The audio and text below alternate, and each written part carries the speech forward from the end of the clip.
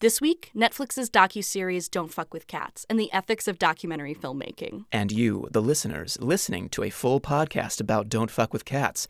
Are you complicit? This is Filmosophy.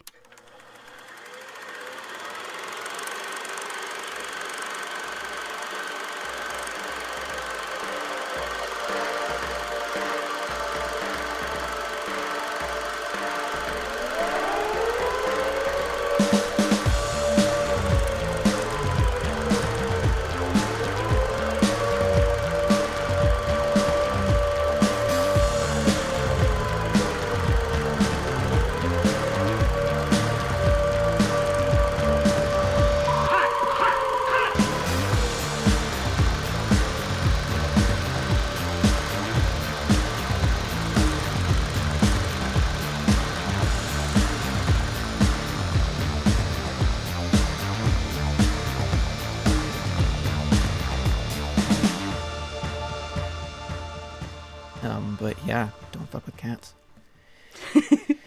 I guess that is the lesson you get out of it immediately is... It's the lesson you get out of the first episode. Don't fuck with cats, because the internet will come after you. Yeah. So I guess with that, welcome to Filmosophy. I'm Anastasia Esther, and who the fuck are you? I am Graham Hartlaub. Graham. I am a cinematographer and animator from Milwaukee, Wisconsin. You can find my stuff at www.marvelouspancake.com. www.marvelouspancake.com. I never get over that name. I got a lot of good compliments on that. Where does it come from? It's the first cutout animation I made. Oh, It was just super random. I like it. And Marvelous Pancake kind of feels like it's on track with other stop motion studio names like Stupid Buddy. What's it called? Shadow. What's it called?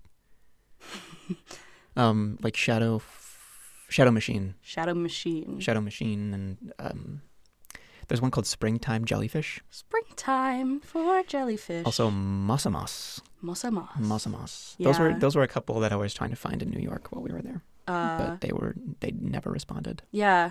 So if any of those companies wants to, advertise with us or give Graham a job, Hire me. just let us know. We're available 24 hours a day, 7 days a week. We are desperate. Yeah. Oh, extremely so. That's We're why making we have a podcast. That's how desperate we are. We have a podcast. Yeah. That reeks of desperation. Mm-hmm. Yeah, that's great. I was going to say in your jellyfish comment in Irish, jellyfish translates to seal snot. It's like schmergelachron, something like that. And it literally translates to jellyfish? Jelly. The word they have for jellyfish is the snot of the seal. Seal snot. Did not know that. Which, I mean... There's worse names creative. for things. As belligerent as those Celtic cultures are believed to be, they have some pretty lovely spirited names. For yeah. things. Yeah, whiskey is life water. Mm-hmm. Yeah. English insults like you fanny wagon. Those are lovely to listen to. I'm like, aw, I'm offended, but you're sweet. I'm offended, but it's so cute. Yep. How offended were you by this film?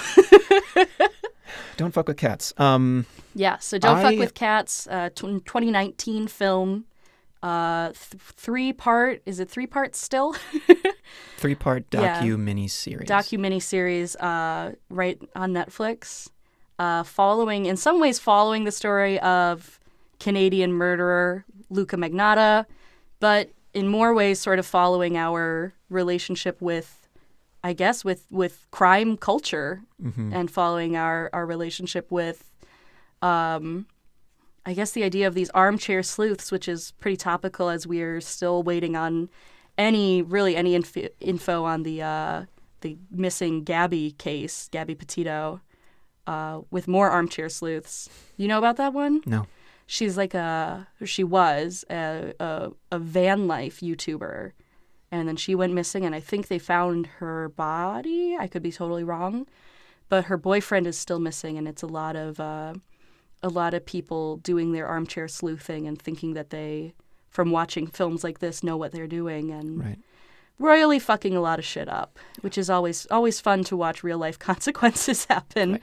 Because of films, kind of why this podcast is here. Yeah. So, and concerning this Netflix documentary, it was interesting to see how this was labeled as controversial, and I was thinking about that. And is it because of the ending that it's controversial, or is it the subject material? I would argue yes, and also, I love to talk about the fact that this film, well, the case is interesting because not very many murderers, or for that fact, not many animal abusers, record and publish their crimes online in a film format. And that this documentary uses not all of, but really uses that footage. So Yes, obviously, if you haven't seen it, probably go watch it before meeting us in this podcast space. Right. Because this is obviously a spoiler-full Spoilers a for Don't Fuck spoiler-full with Cats. podcast. Luca published many videos of him torturing and killing cats online before kind of graduating to murdering a human being in Canada.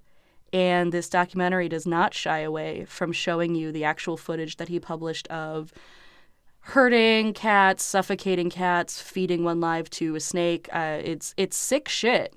And Netflix, these clips that you would otherwise kind of have to hunt for online, they put right there in between Nailed It and The Great British Bake Off. I would put forward that that's sort of the controversial point too. Is the imagery in this is awful. It is. I think that could have been way worse, though. It could have been. Could have been way worse. I think when there were a couple of articles that you showed me and other ones where it was like they showed the videos of these online and it was sickening. They don't really show you the videos. They show you parts of it. They crop certain things out. There's like the first real video that we see involving a vacuum sealer. Yeah. Which I won't get too much into details, but that's mostly through audio. You mostly hear. And that's pretty much all you need. There's one concerning a python, and that one is cropped out in a way where you can't really see fully everything. So they are doctored in a way that is acceptable for the modern viewing audience. Right. Yes.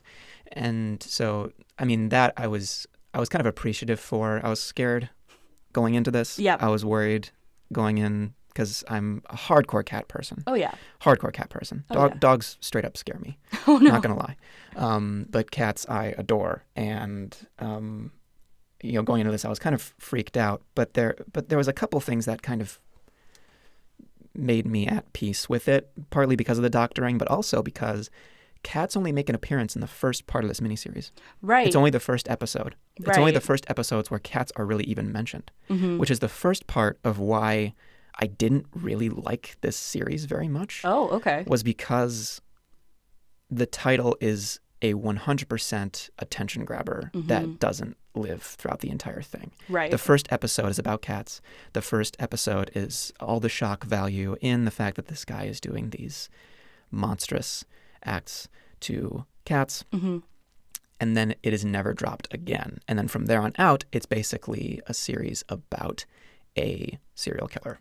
Because he graduates to humans. And that's the cliffhanger at the end of the first episode is like, we told people that he would do this to humans, and he starts doing this to humans. And then, boom, the first episode ends. And from then on out, it's all about this killer doing the Junlin incident. Yeah. Which, I'll talk about more of. But there are several reasons why I was kind of not appreciative of this documentary from a theoretical and a technical perspective. Right. Well, and I think leading into the murder of Junlin, I think the title comes up again to say that you named this series "Don't Fuck with Cats," which, fair enough, get passionate about, animal abuse, get passionate about it, but at the end of the day, there's also a human being who's killed who's not mentioned in the title at all. It's, don't fuck with cats, the hunt for a killer. But where is the respect to the human being who lost his life to make this, about just the cats, which is what starts people on his trail. It's what starts, again, if you haven't seen it, go watch it, but it's what starts these online internet sleuths on his trail, is trying to figure out who's making and distributing these horrible videos of cats.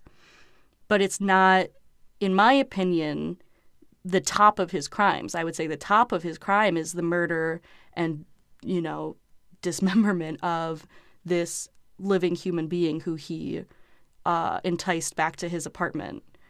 I think there's a lot to be said for, and it kind of tries to discuss that in the third episode with Junlin's friend being like, well, he's also kind of perturbed by the idea of people being the most upset about the cats versus his friend.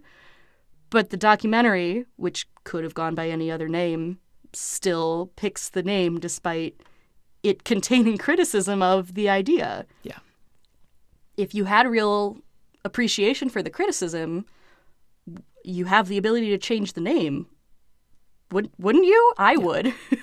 Yeah. And I mean, I think there's a whole topic of discussion on whether Junlin is honored in this documentary. Right. And I think he is. I think he is honored until the very end. I think should the creators have went with a different ending, and we all know the ending that we're talking about, which we'll get into next, I'm sure. Let's get into that, then Junlin would have been honored. But they went with the ending that they wanted to go with, and I think they ruptured the whole thing.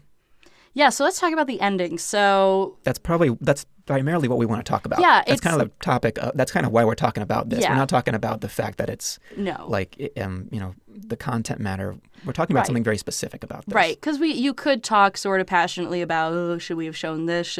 But truly, the point that got this miniseries on my list for this show was at the end, Body Movin'. Her incredible pseudonym, love it to death, starts to go off about the fact that, the internet sleuthing group put a lot of attention on the murderer when he was going after the cats, put a lot of attention into where he was, what he was doing. And she theorizes somewhat fearfully that this attention is exactly what he wanted, and it pushed him to move into murdering a human being.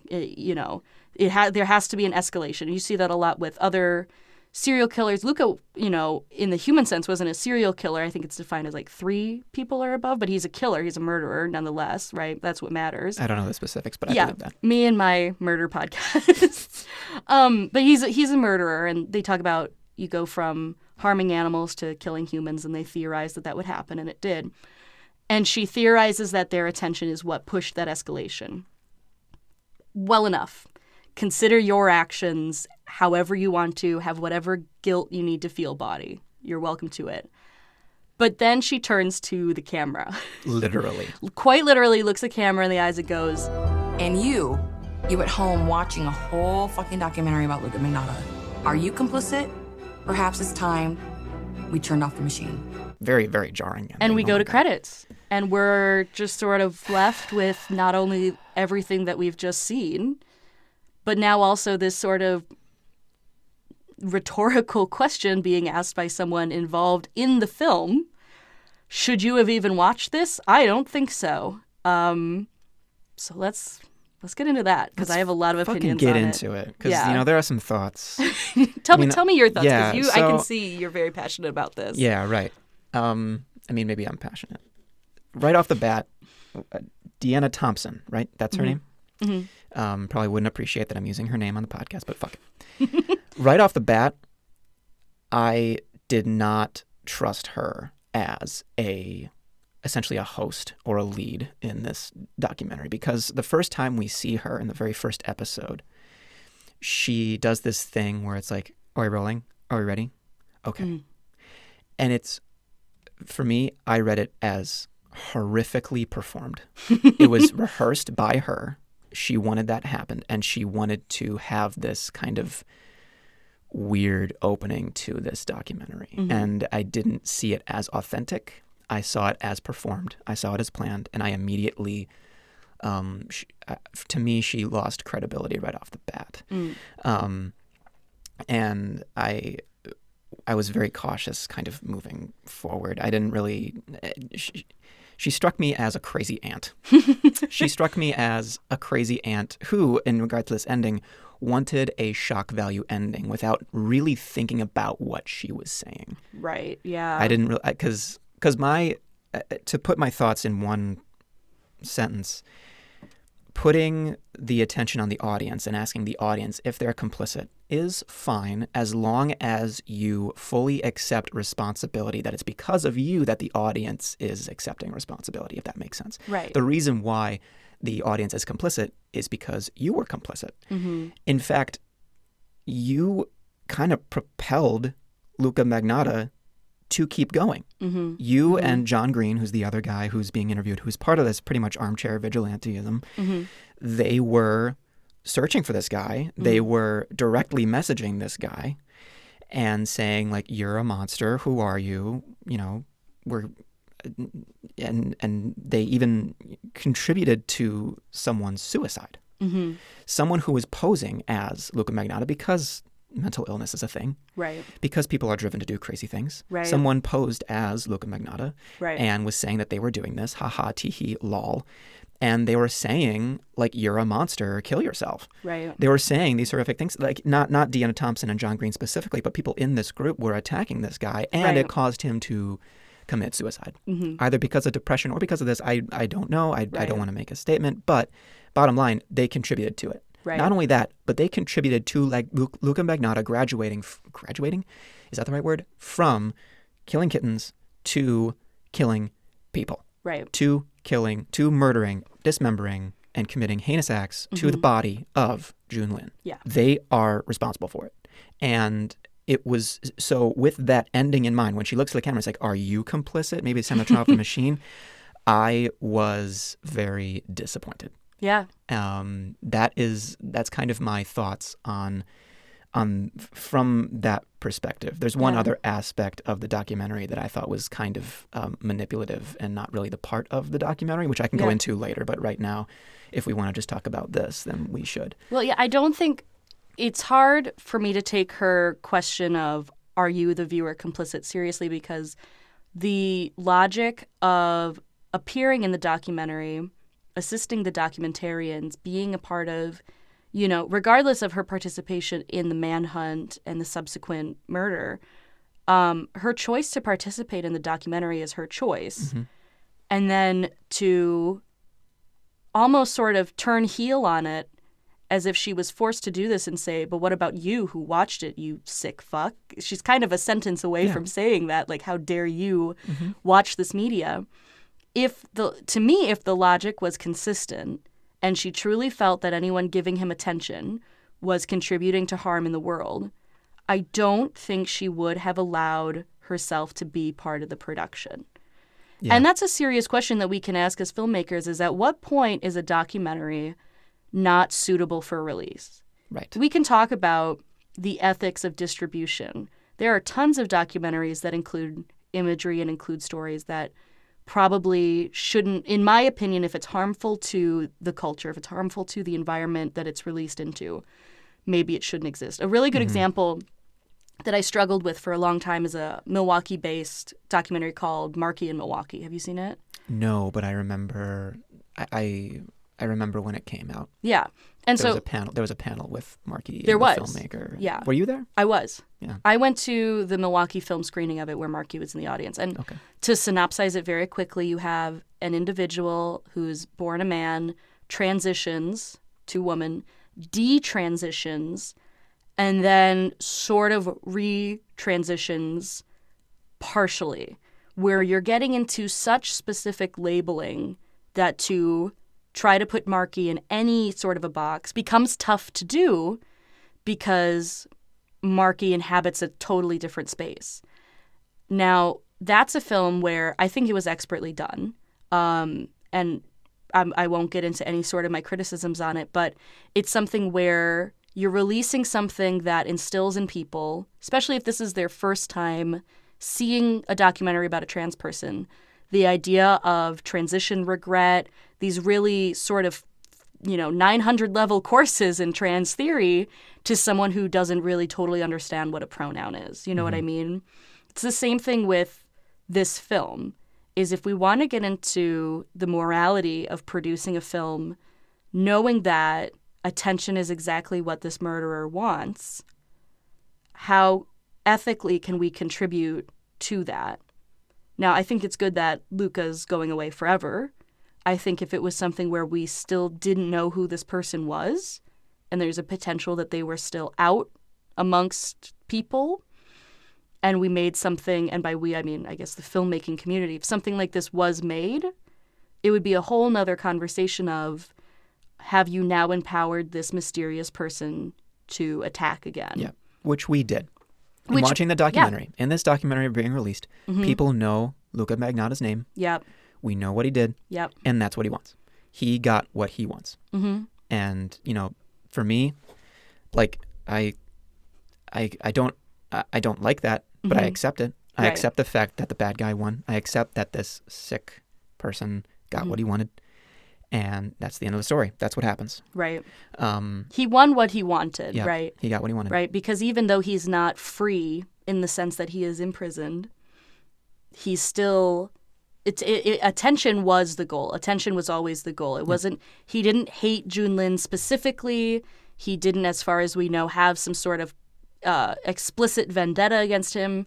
He was the prey that he was able to catch, and that allowed him to create the film, one film, I'm not going to call it that. He filmed something and called it One Lunatic, One Ice Pick. Yep. And I feel pretty comfortable, and I'm getting the sense that you're pretty comfortable with saying, yes, the armchair sleuthing did contribute to his choice to graduate into murder. Yes. Would I? Yeah? Yes. Yeah, I've come around to that feeling. The first time I watched it, I didn't want to feel that way. I like to feel that, like, citizen journalism is still something useful. But, I mean, I think we can honestly have a conversation about true crime media as a whole. And this idea of even when you're the most respectful, even when you're being the most careful, you know, how ethical is it for us to make films and sensationalize, not that this case needed a lot of sensationalizing, it's terrible on paper as is, but how can we ethically create media that involves someone's real death? Yes. And create a storyline out of it where you have an antagonist, and in this case, two people who really want to be the protagonists in John and, what's her real name? What is it? Deanna Thompson. Deanna, yeah, in John and Deanna, they want to be these protagonists of this story, but truly it's not a story. Yeah. It's not a piece of fiction. It's not a play to be acted out. It's a real story that involves this family losing a family member. Mm-hmm. Yeah, they want attention too. Mm-hmm. Otherwise, they wouldn't have done the documentary. Right. Yeah. Yeah, I mean, and that's... Tell me if I'm contradicting myself from before, but I really don't feel like this documentary was made in good conscience. I don't think that they really... I mean, I said that they honored Junlin with the ending, but with the choice of the ending that they went with, it wasn't... They prioritized narrative effectiveness with honoring victims. Yes. One reason why I think this is true is the revelation of Luca Magnotta's mom. Mm-hmm. Right off the bat, so you do meet Luca Magnotta's mother, and she does play a big role. I felt a lot for her. That's kind of another topic. But the way that she's revealed is something of a plot twist, where you meet someone, you don't know who she is. Right. She's describing police knocking on her door, and you're already feeling something for her. Mm-hmm. And then you see a picture of her, a little younger, with Luca Magnotta, with this image. And you're like, oh, it's his mother. Yeah. Well, now how do I feel? Right. And it's like a normal documentary would have had her name. I forget her name. I should have remembered. Mrs. I should have written down her Magnotta? name. But they don't describe her. They should have described her as Luca Magnotta's mother. If this was a documentary whose sole priority was to serve justice and get the story across, I feel like they would have described that. It's kind of a smaller detail. Hearing myself talk about it, I might be overanalyzing it. No, I don't think you are. Because I think it plays perfectly into the point of, are we making this as journalists, again, we, the filmmaking community, are we making this as journalists who feel it's important to document this story? Or are we making it as storytellers who think that revealing this woman who, like you said, you feel for her immediately, and then they're sort of pigeonholing you into questioning if you can feel sorry for a murderer's parent. I'll be the first to say you can feel sorry for someone whose family member did something wrong. I think that's pretty obvious. Yeah, I think it's pretty kindergarten ethics for the film to try to persuade you to even question whether or not you feel for this person. Anyone who's gone through a situation where a family member has committed a heinous act, whether it's a crime or just something where they were an asshole, I think it's fair to feel sorrow for them because they are infinitely attached to someone who did something bad. Yeah. I think it's totally fair to feel sympathy for the parent, the sibling, the nephew, the child of someone who did something horrible. Right. So for the film to try to pigeonhole you into, ha-ha, I tricked you into being sad, ha-ha-ha, is really showing its hand in how badly this film wants to be a philosophical masterpiece of what's right and what's wrong when, again, it can't keep its own story straight with you made this, but then you try to end with whether it's ethical to watch it. If it wasn't ethical to be seen, why would you release it? Yeah. And we can argue personally if it's ethical to be seen or not. At the end of the day, the creators want you to question it despite the fact that they made the choice to show it. Yeah. And there was really no question. There was never a point where a news story came out, Netflix Docu-series stalled in development because people are questioning themselves.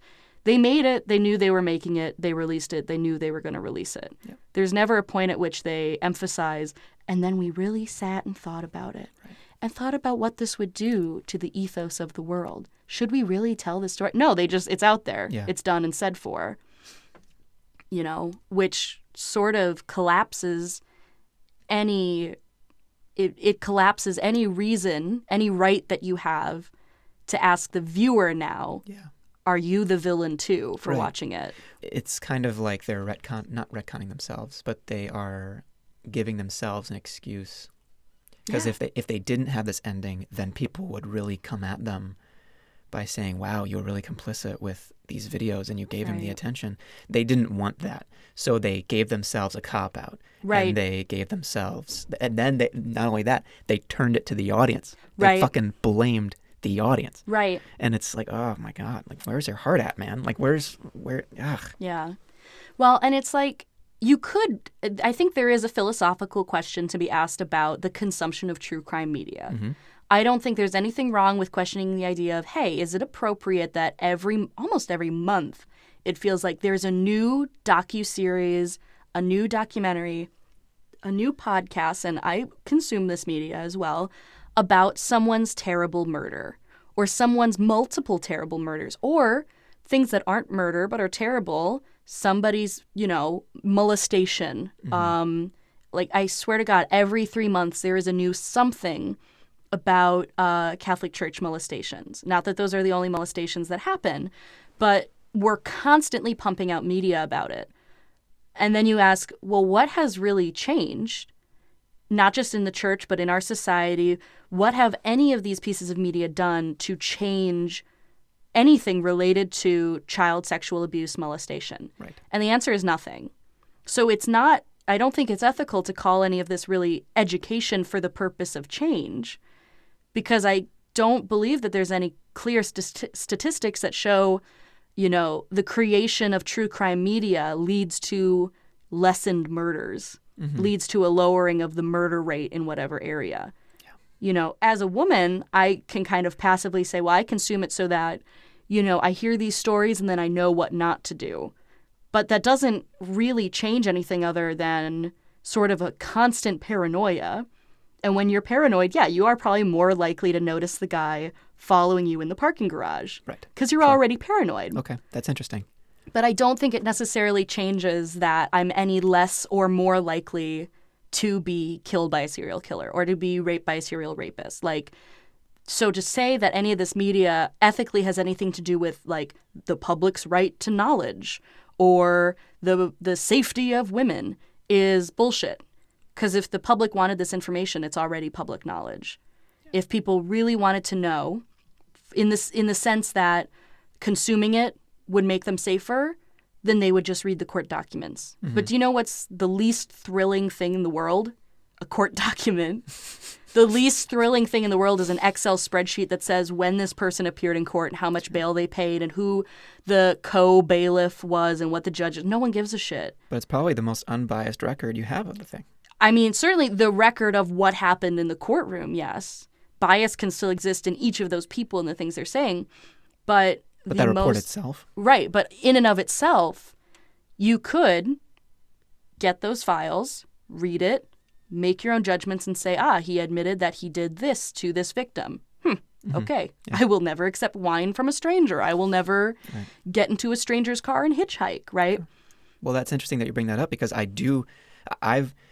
so because of this podcast, because of these episodes, I've watched more true crime. I've been exposed to more true crime narratives in the past week than I have in my entire life. What have you watched? What have you consumed? Well, it's just Don't Fuck with Cats and Slender Man. Oh, right. Those two. Wow. Just those two. I'm not into true crime that much, to be honest. And I don't know why, but a lot of people are. I know that you're into it. Yeah. My sister is into it. Specifically, I listen to a lot of the podcast My Favorite Murder, which is totally controversial in its own right. That could get its own podcast episode. A podcast about a podcast. Hell yeah. But I consume that, and that's essentially it. But I consume a lot of it. I have it on constantly when I'm cleaning or when I'm doing anything where I just want a podcast on. So that's mine, yeah. Yeah. But you had to enter this terrible, terrible world with these 2 episodes we're working on. Yeah, I mean, if it conjures conversations like this, then absolutely I'm down for it. Like this and Slenderman. Like I'm glad I watched that because I do have thoughts on it. It's interesting to bring that up, and it does kind of harken back to like the Making a Murderer. That was the first Netflix bomb of like Netflix is now the home for true crime. Yes. And then we had the Ted Bundy tapes, and we had something. Was it like Shockingly Evil? What was that movie with Zac Efron and Lily Collins? Was it? Shockingly Evil, and I always want to say Shockingly Evil and Incredibly Close, which is not the right film at all. God damn it, Hollywood! Get your titles together. They're all so long. Yeah, it's Shockingly Evil and Disturbingly. I don't know, but it's the Ted Bundy film that has Zac Efron. Yes. And I was going to watch that. I didn't have time to, but it was this conversation that echoed in my head was like, was it glorifying Ted Bundy, and was it giving Ted Bundy the honor he was seeking? Right. And Bundy's such an interesting one because not just the glorification of what he did or the glorification of his killings, but the idea that people are kind of constantly talking about his looks.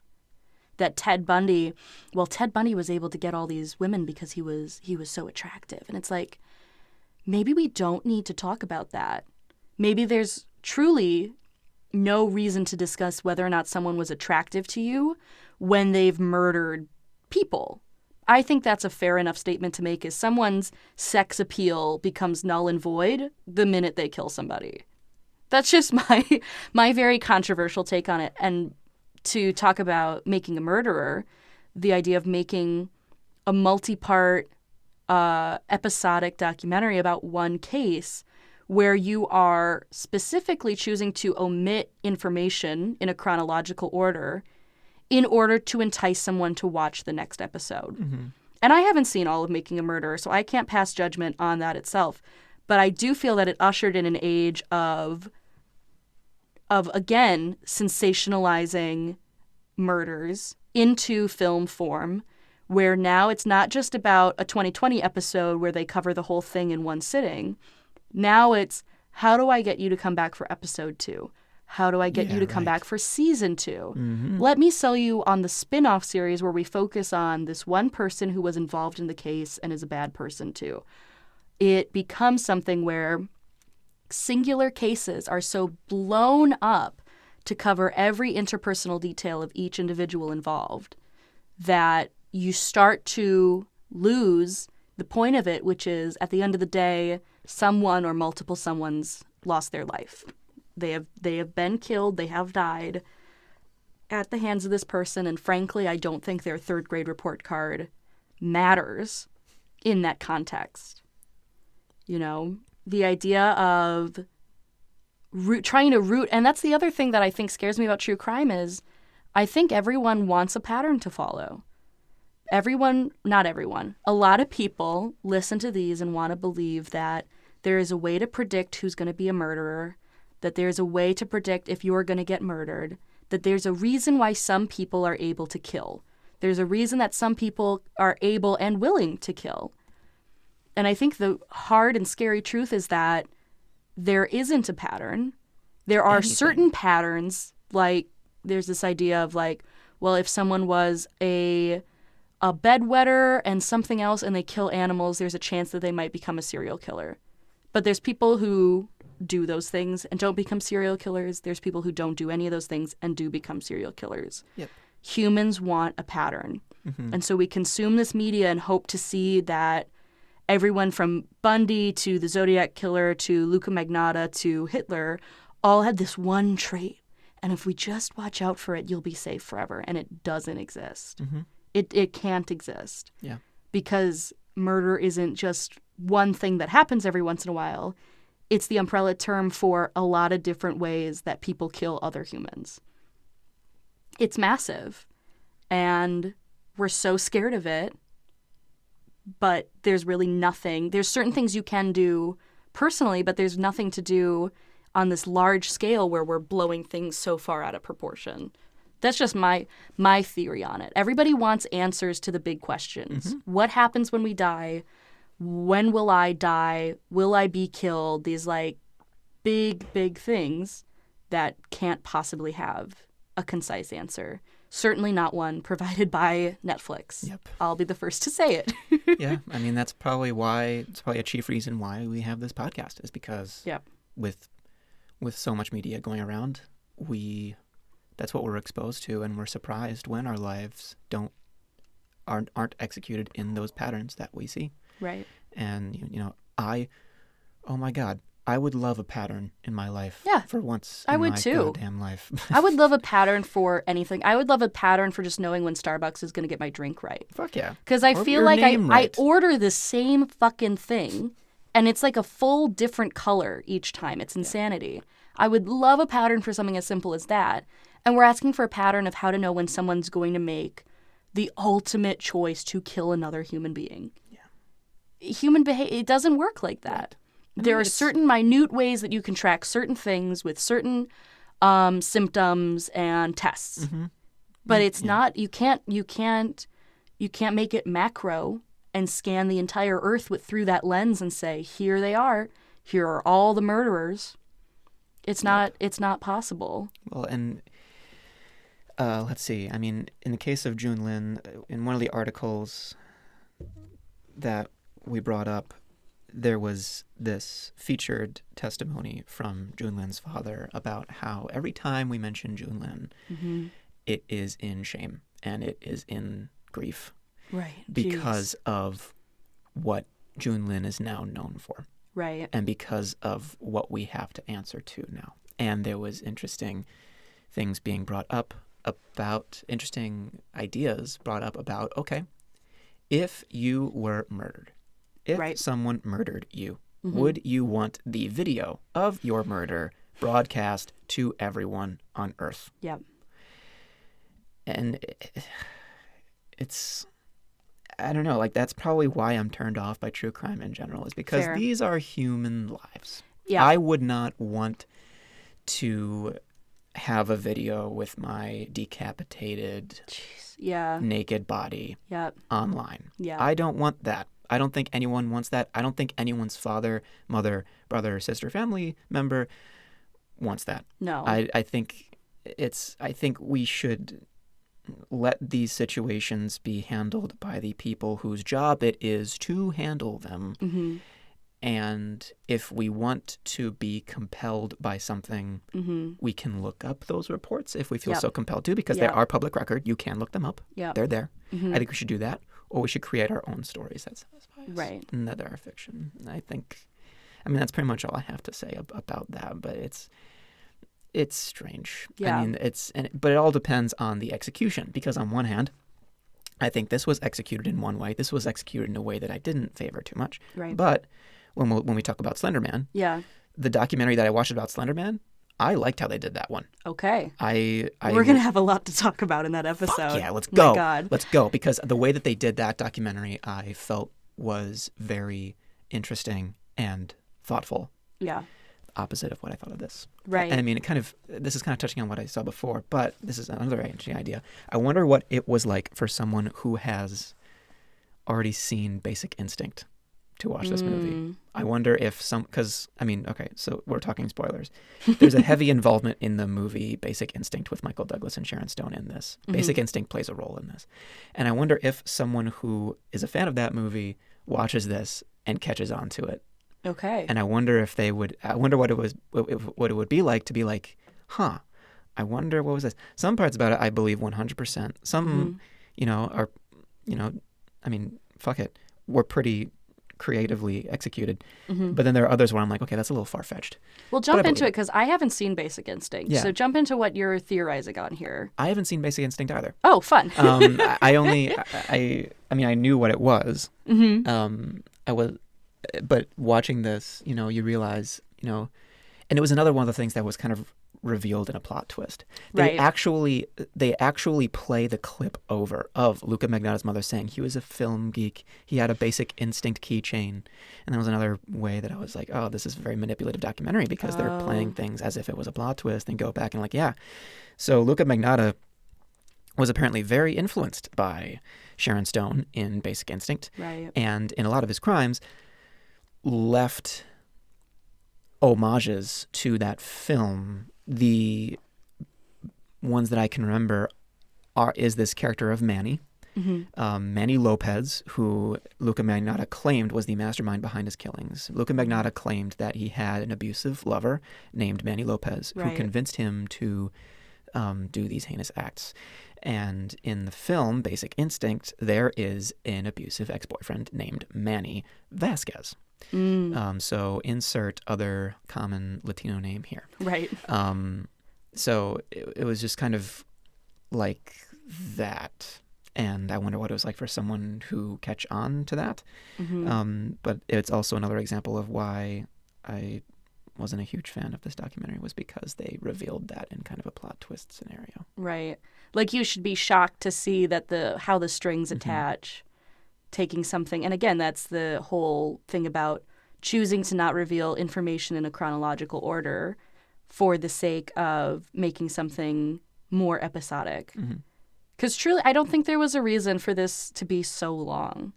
No, I don't think there was. I mean, they essentially made 3 feature-length films almost. Did you watch the whole thing all the way through? I did. When I did watch it the first time, not only did I watch it all the way through, I watched it through in one sitting.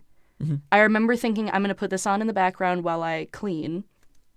And by 20 minutes in, I sat down and watched the whole thing straight through. And it scared the shit out of me. And this was very soon after it came out. And then when I rewatched parts of it for this, I started to really feel it fall apart as I was watching it. Because the first time you watch it, and I was a film major back then too, but you watch it and you're blown away by the story. If you don't already know the story, it is the most sickening documentary. And I did tell my friends at the time, you have to watch Don't Fuck with Cats. Yeah. Because in my words back then, I was like, this is a documentary that holds no bars. What is it? Bars, no holds? I don't know. No holds barred. No holds barred. No bars hold. We don't know. But I was like, this is a documentary that goes where no other documentaries will go. It shows you the real shit. And then to frankly mature a little bit since watching it the first time and come back as someone who's now been involved in some documentary work, to come back and watch it again and go, oh, fuck. Yeah. Oh, fuck. This is not okay. This is wrong. And the Basic Instinct stuff I didn't think about as much because I just haven't seen Basic Instinct. But to now think about it too, the idea that he was leaving a breadcrumb trail, and to try to imply after the fact that if someone had just paid better attention, they would have solved it, I think is pretty shitty in a way. Because in hindsight, it's very easy for us to put the puzzle pieces together about the Manny Lopez / Vasquez hint and this. And at one point, they're obsessing over the type of vacuum cleaner he has in the background of a video and where it's manufactured and blah, blah, blah. I think it's very easy in retrospect for a documentarian to say, look, all the clues were right there. I think it's very disrespectful to the people who were involved in the moment. And I'm not saying disrespectful to the cops inherently, but to the families, to the people who wanted those answers to be so clear, for a documentary to try to imply that it was so obvious the whole time. Yep. In the same way that, like, rewatching The Sixth Sense, knowing the plot twist there is so easy to see it. As if comparing what happens in a film with a plot twist is anything like what happens in the real world, where this isn't the only story happening. You know, where it's not even the only murder happening, probably in Toronto that night, right? There's other stories, there's other people. Mm-hmm. It gets sicker and sicker the more you take it apart, the more you unravel the idea of the end of this man's life, the end of Junlin's life. And also the idea, I mean, I don't remember if it's explicitly said in the film, but, you know, Junlin goes back with Luca because they are gay. It is about a gay, you could call it a gay hookup or a gay whatever you want it to be. But here's someone who's murdered, and it then has to be revealed to his family. Well, why did he go back with this guy anyways? Well, he wanted to have sex with him. That's something to grapple with too, is the idea of something about your identity that may or may not be okay with your family, with your culture, something that is so sacred to you, so close to your chest, is also just another plot point in this. It's just another plot point about why Junlin would even go home with someone like Luca.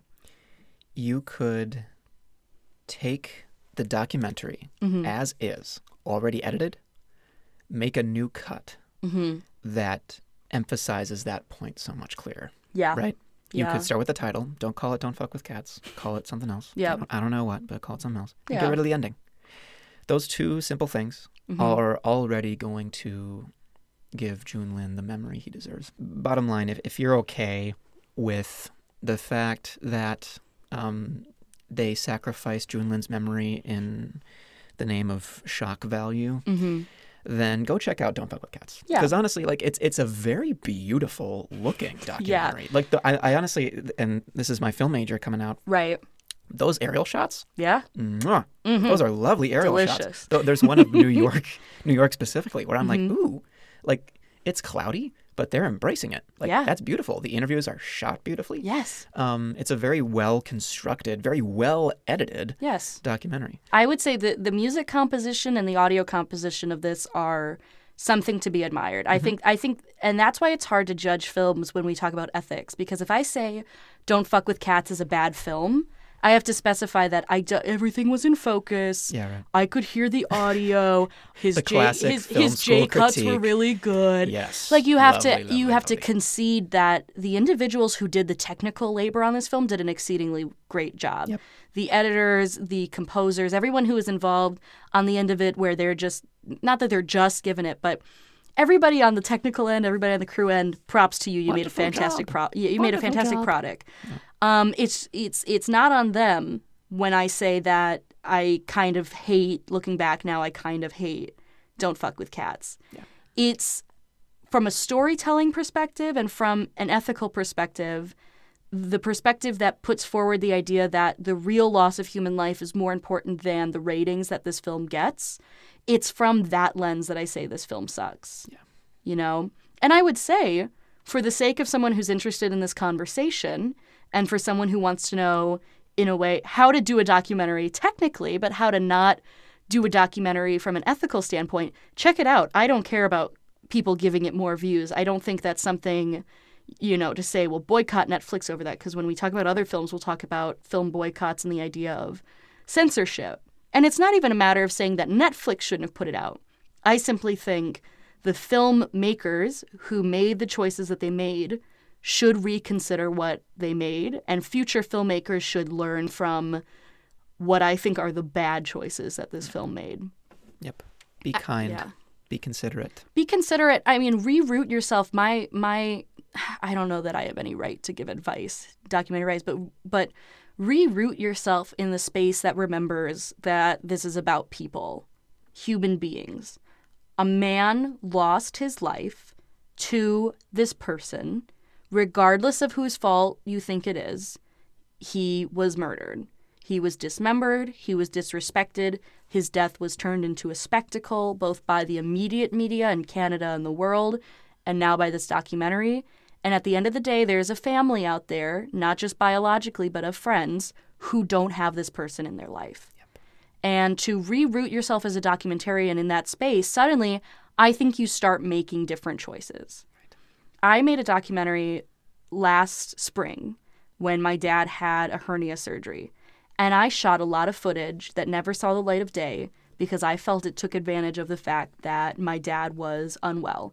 Shot a lot of things inside of our family home to emphasize points about recovery, emphasize points about how intrusive the surgery was. Not that it's a commentary on it, but just the idea of like, wow, this was really hard for him, that I deleted because I realized looking back, I'm glad I shot it in the moment, but I would never show it because it disrespects my father. It disrespects what he was going through. I was still able to release that documentary by refocusing it on things that didn't disrespect him and things that honored what he was going through at the time. I was able to do that with a very clear mind because it's literally my own dad. And I knew that if I had to show it to him, I wanted him to feel that it was done with reverence to him and what he was going through. Mm-hmm. When it's not your family, I can see how easy it would be to say, oh, but that shot where the mother's openly sobbing over her son's grave is so cinematic. Yeah, right. And I don't think, not that shot exists in Don't Fuck with Cats, but when you become the scientific, standing in the back, making decisions based on ratings person, oh, how easy it becomes to include the footage that they included of his murder. Yeah. Oh, how easy it becomes for him to be a plot point and his family's grieving to be just the most artistic, beautiful, heart-wrenching shot in the whole film. Even like the interview with Claudette, when she is describing what she's seeing in the video, they keep the clip of her saying, I need to stop. And she starts crying. Yeah. And you can just tell like the director saying to the editor, like, oh, keep that in. Keep that in. How dramatic. Oh, my God. The raw. Fuck off. Like, so, the raw passion. Like, imagine when Claudette's seeing that and, like, oh, man, I felt for so much. But, I mean, I guess along this line, I'll do a shameless plug. Go. I just did. Yeah, right. I mean, so I was a PA for Judgment with Ashley Banfield. Damn. It's on Core TV. It was like for 4 days in Milwaukee. They were making like a tour around the States. Hell yeah.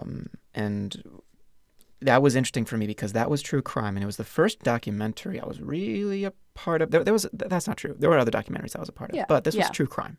Yeah. And these weren't actors. They were actually people whose parents were murdered by assholes.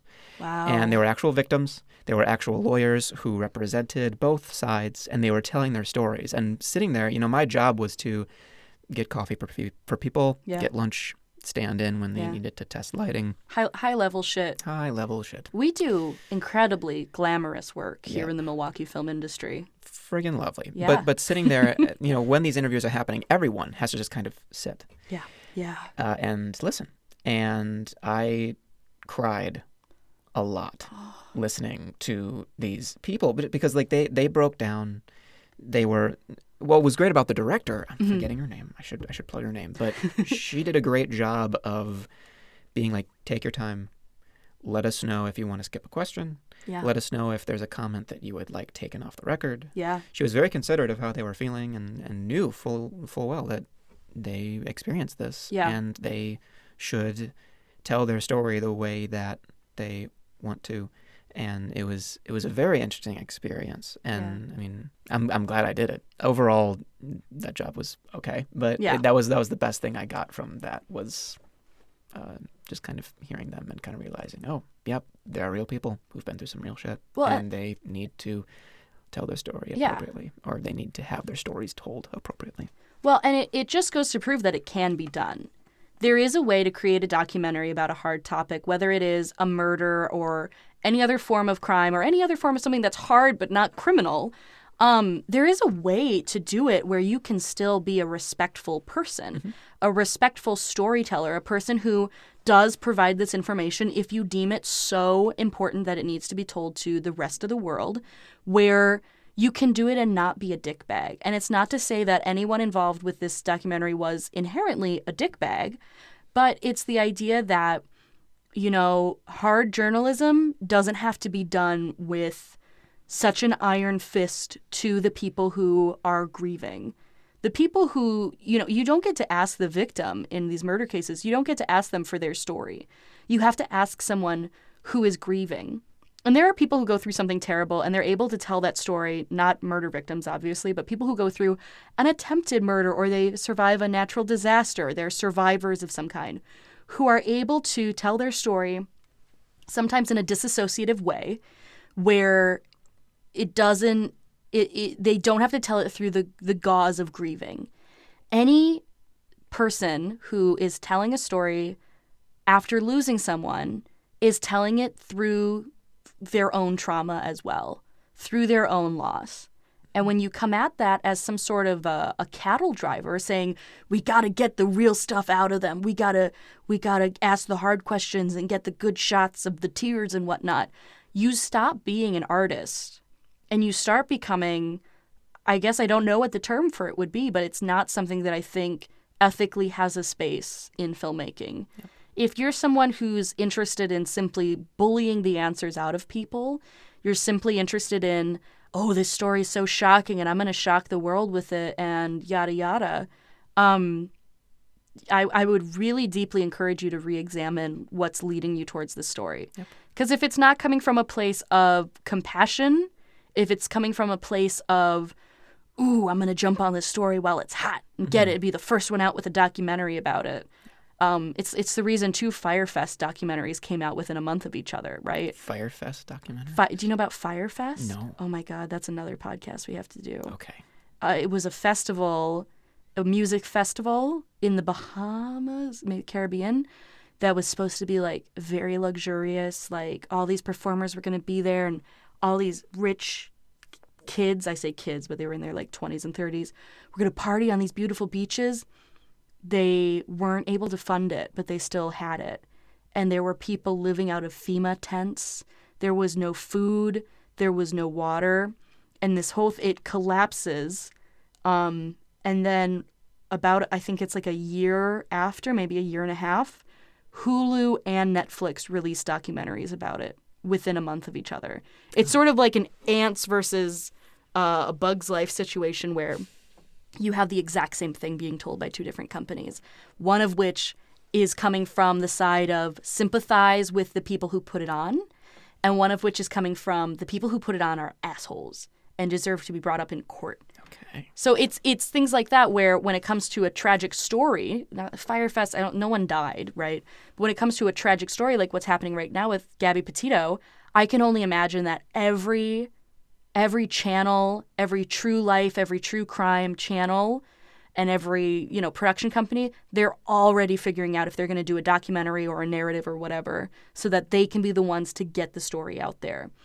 It's the paper wars all over again. It's muckrakers all over again, but this time it's visual. This time you get to see what the fuck happened, and it deserves a lot closer of a look. I think that's what we've done here today. It deserves a lot closer of a look than what we've been giving it, which is to just sort of mindlessly drone out this content and not really consider its effect on the people who watch it and the people who experienced it and what it's doing to future victims of crime. Is everyone who goes through a crime expected to have to put out a Netflix documentary to prove that they weren't involved or that they were innocent or prove that they're worth remembering? I think that's a whole other conversation is if your murder didn't get a Netflix documentary, did it really even happen? Fuck. Like, I think it's not that that's not what I believe, but I think it's a question that we can start posing pretty soon. Right. Because it all becomes fodder for these media outlets to produce and profit off of. Yep. It's something to be considered. I haven't been able to auction off my adult animated series on Netflix. I guess I will murder someone and have that documentary be on Netflix.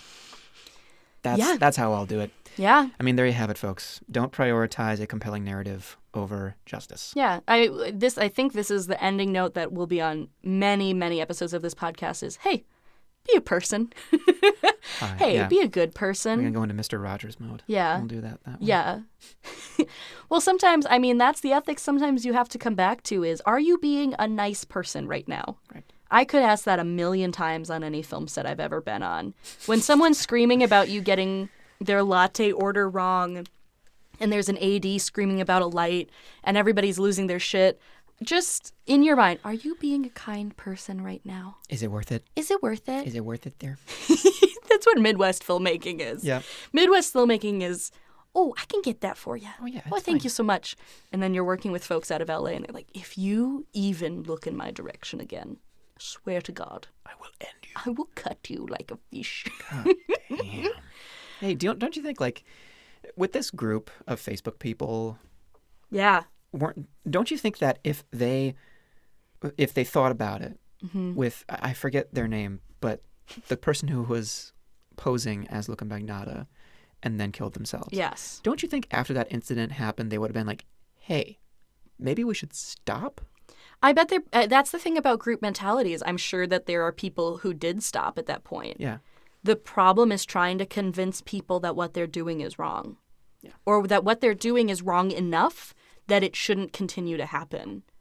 Do you know what I mean? Like, once the precedent has been set for something, it's really hard to convince people that it shouldn't be going on. And I'm sure that if you looked and if you asked, you would find a number of people who at that point said, this has gone way too far, I'm out. I'm sure you'd find those people along this story the whole way saying, well, when they started harassing his mother, I left. Well, when the murder happened, I left. But it's a cultural point. It's about where is the cultural taboo line where you cross into something that everyone can agree is ethically wrong. I think, honestly, with this group, I think that line would have been if one of those people went out as a vigilante and tried to kill Luca themselves. I think from the statements that whatever her name is and John Green put out, that their ethical hard line would have been someone goes out and actually hunts down Luca like a dog in a field. Because they were fine with so many other things, and I won't comment on what I think is ethical because I think almost everything is a case-to-case basis. But they were fine with all kinds of harassment. They were fine with all kinds of obsessive over-analyzing. Some serious, you need to go outside and touch grass type shit. They were fine with all of that. I think the cultural taboo line for them, where everyone in the group would have said, stop, stop, stop, this has gone too far, is if it became something where someone said, I've just killed Luca Magnotta, or I know where he lives, I am going to go kill Luca Magnotta. That's just my thought. I think that is for them where that hard line would have had to have been. You know, there's no way to gauge it for sure, but it's hard to get an entire group to stop doing something. People will break off along the way, and it's almost cultish in that way, where there will always be people who see it through to its logical end. You know, There were people who there was nothing that was going to stop them from being in that group until Luca was behind bars for something. Behind bars or dead. Those were, wanted, dead, or alive. It was almost cultish in that way. That's my thought on it. And it was also just straight up Facebook nonsense. Like the way that they were talking to each other. Like I wrote some stuff down. Like yeah, go for it. Like when they would respond to each other in all caps, OMG. Yeah. And then John Green said I want to look away, but I can't. And can't is spelled with all capitals. And they're when there's news, he's like, where's Body? Where's Body moving? Yeah. Wake up that bitch. And I'm like, what the hell? Shut up. It's a personal party for them at that point. Yeah, it is. It's a personal, cult wouldn't be the right word for this, but it's like, it's almost like a fan group where it's like you're in the Harry Styles fan club Facebook page and he out of nowhere drops an album. The kind of reaction, oh my gosh, I've been listening to it for 57 hours straight. Like, that's the kind of reactions I would expect from something as, like, non-consequential as my favorite artist has released something. Yeah. Which is really scary to think about when it's, you know, Luca dropping a new video. Right. Or a news article saying that they have, you know, almost found him. It's so worshipy in that way. And I think if you went to anybody who was in that group and you said that, they would go ballistic on you, because how dare you imply that they worshipped someone who's a murderer. But when you hang on someone's every action like that, and that's what you're obsessed with, that's the only word that can come to mind. Obsession, worship, devotion. It's you shouldn't have anything in your life that you are that obsessed with. You need to get a hobby. You need to have a moral center. You need to have a moral center that tells you when something's gone too far. And I think it becomes very apparent already in that first episode, for a lot of people, that it had already gone too far. Yep. And it's fun to play the theory game of, if they had stopped hunting him before the murder, if all of them had stopped, if all of the attention had gone off of him, sure, he would have gotten away with the horrible killing of the cats. But would he have escalated ever if the attention was taken off of him? I can't say. I don't know. There's no expertise that I have that can infer into that. But it definitely contributed. But it contributed, and it makes you wonder, at the end of the day, what can we learn from this? At the end of the day, what can we learn from what this group did? And how can we make it actionable advice? I think is the question that this documentary should have been asking. I think if they really feel morally that they contributed to his choice to escalate, then the focus question of this documentary should have been, what can we learn from this?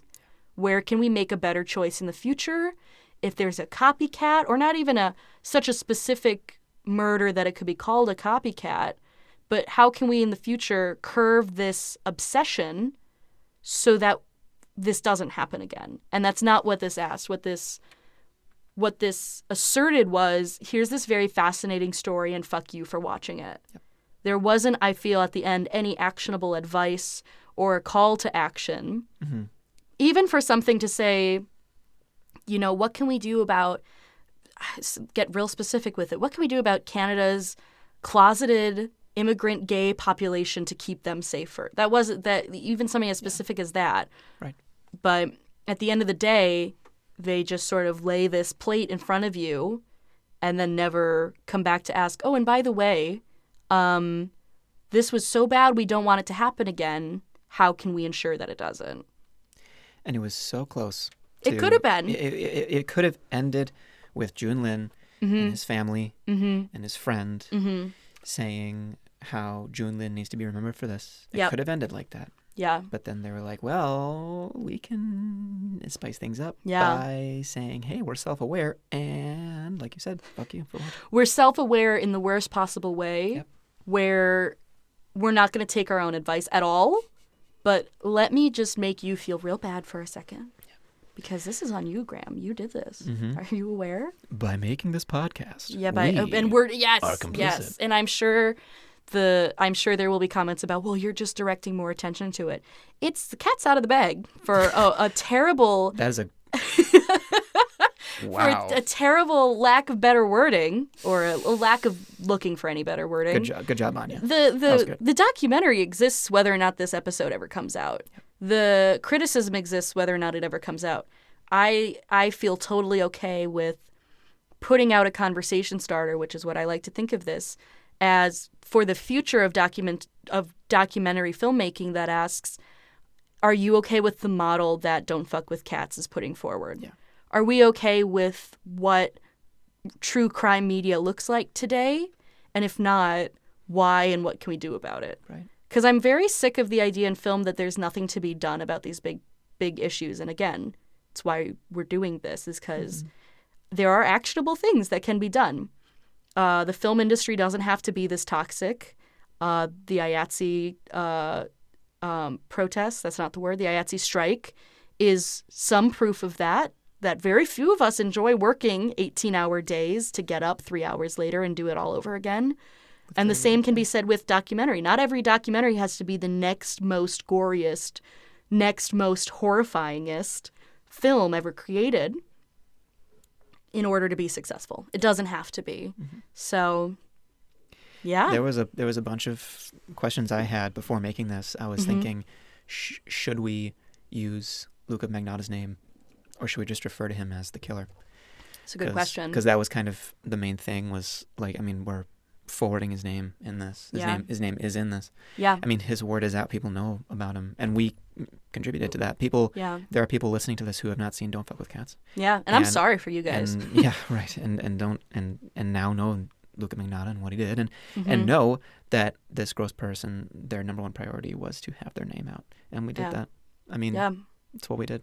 Which is why we have our second podcast, Podosophy, which is where we discuss whether or not this episode was okay. Fuck. And but that's the incredible thing with ethics, is when you really get down to it, I would rather have these conversations and question everything about it and admit that at the end of the day, we don't have the perfect answers than say, just let this Don't Fuck with Cats film exist without an ethical criticism.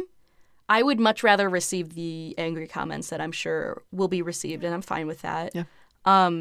About, well, you're no better or this and that. And that's, I think, the incredible thing that this documentary did, is it's able to sort of try to shield itself from criticism in a schoolyard way of saying, I know you are, but what am I? The sort of 1 finger forward, 4 fingers back, or 3. Where does your thumb go? 3 fingers pointing back at you.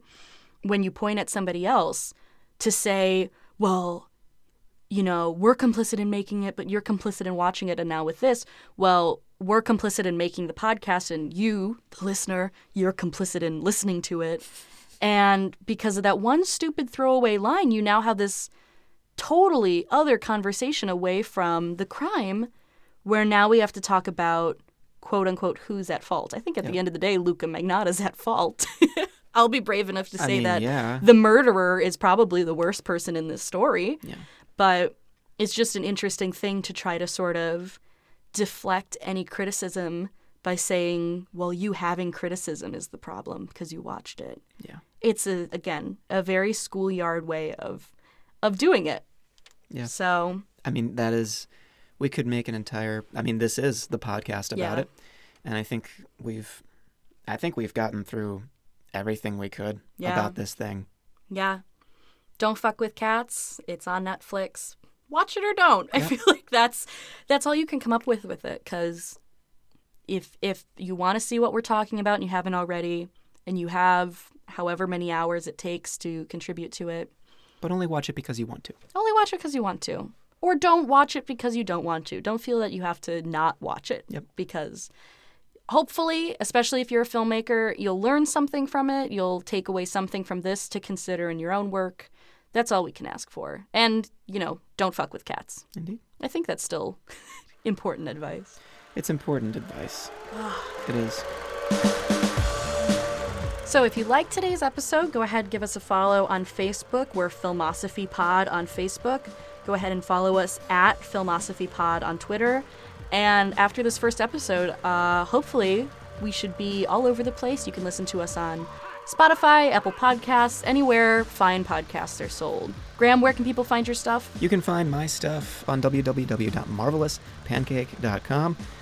Yeah, that's where you can find me. Excellent. All of my stuff is under Anastasia Esther. My Twitter is at Anya Somehow. Otherwise, my work is everywhere: YouTube, Vimeo, Film Freeway, under my full name, Anastasia Esther. So give us a follow. And do we want to sort of tease what we're doing next week? It's in the same vein as this. Yeah, this is more of a hometown story for Graham. When I wasn't living down here when it happened.